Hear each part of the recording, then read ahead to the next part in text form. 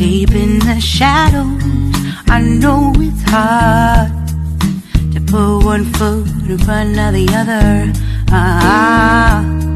Hello guys, good morning. Ayan, magluluto ulit tayo na ngayon ng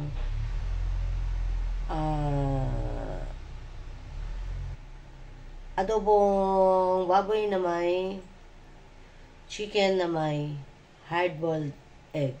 So, adobong chick boy na may boiled egg. Tara guys!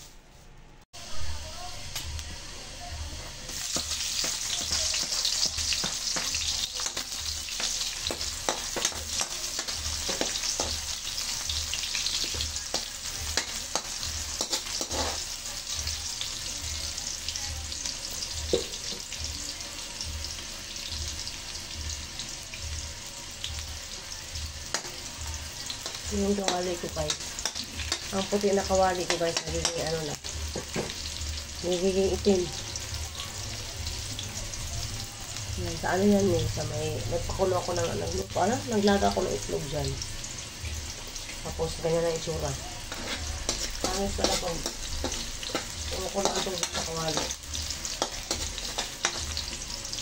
Kiskisin ko na lang ulit yan. Yan, hindi yan madumi eh. Oh, hindi yan dumi guys. Ayan guys, oh.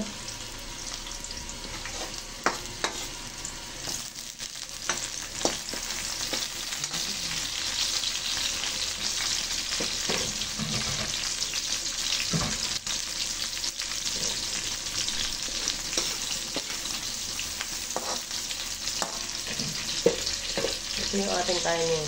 Baboy at saka manok.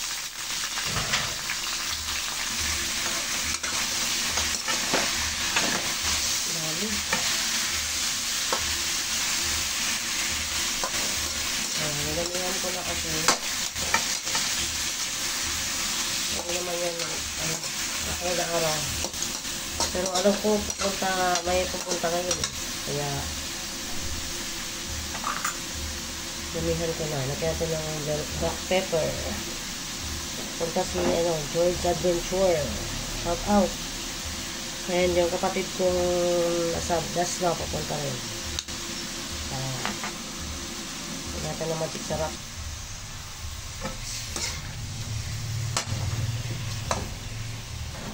Okay. Frozen yung aking chicken. Kaya medyo matagal-tagalan to. Ayan, habang busy-busyhan, hayaan mo natin siya dyan. Ito yung ating egg.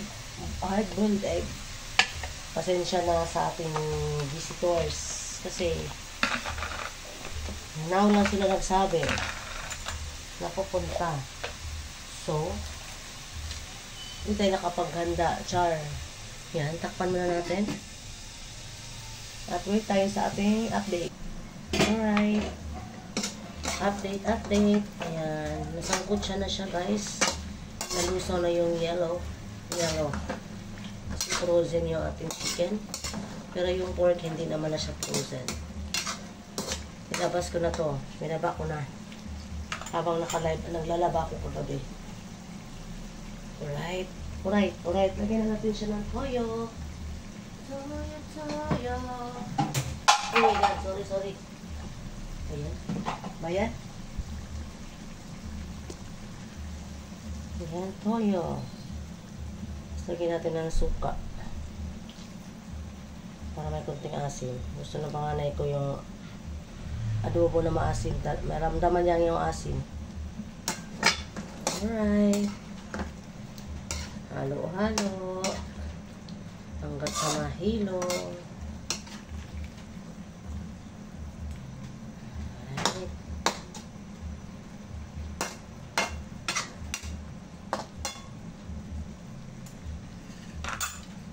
Lagay na natin to para kasabay ang ma-absorb na rin ng hard-boiled egg yung lasa ng ating chick boy. Chick boy again and again. Baboy at manok ako pag nag-adobo ako guys. Kasi ako actually ayaw ko ng adobong manok. Gusto ko lang sa adobong manok yung pinatuyo talaga siya, lalabas yung kanyang mantika. Alright. Takpan muna natin ulit. Mamaya ulit ang update. Alright, update. Balik na rin natin. Haluin muna natin. Para yung mapantay yung kulay at saka lasa. Ayan. Tapos ang apoy ay ano lang guys. Hinay-hinay lang sa apoy. Para ma-absorb talaga sa laman yung kanyang timpla or lasa. Yun na yun. Basta isa lang yan. Timpla or lasa. Ayan. Update ulit. Takpan ulit natin. Alright guys. Almost done na guys. Pero patuyo-tuyuin natin ng konti. Kanina pinapakatas natin. Ngayon patuyuin naman natin. Diba? Diba? Di maintindihan kung ano ba talagang gusto sa buhay. Alright. Update ulit. Saglit-saglit lang. Update. Char. Ito na guys, ang ating update ulit. Yan, malapit na talaga. Malapit na nang gigigil. Yan, ulit. Right. Actually, luto na yan guys, pero tagalin natin ng konti kasi gusto ko medyo tuyo-tuyo po yan. Alright.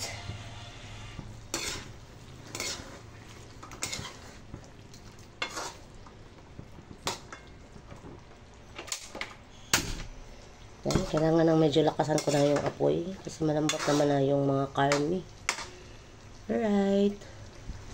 Alright, char. OA naman. Alright ka talaga. Right, guys. Last na update. Okay. Ito na. Ayan. Pwede na siya, guys. Pwede nang lantakan. Okay. O, diba? Okay pa sa alright. Kanin natin sa ating lalagyan.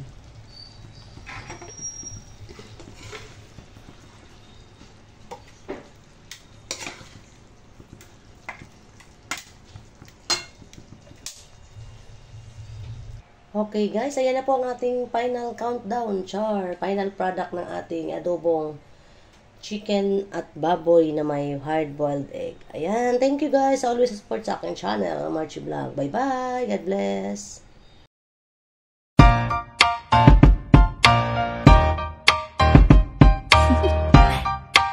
Do you want to know?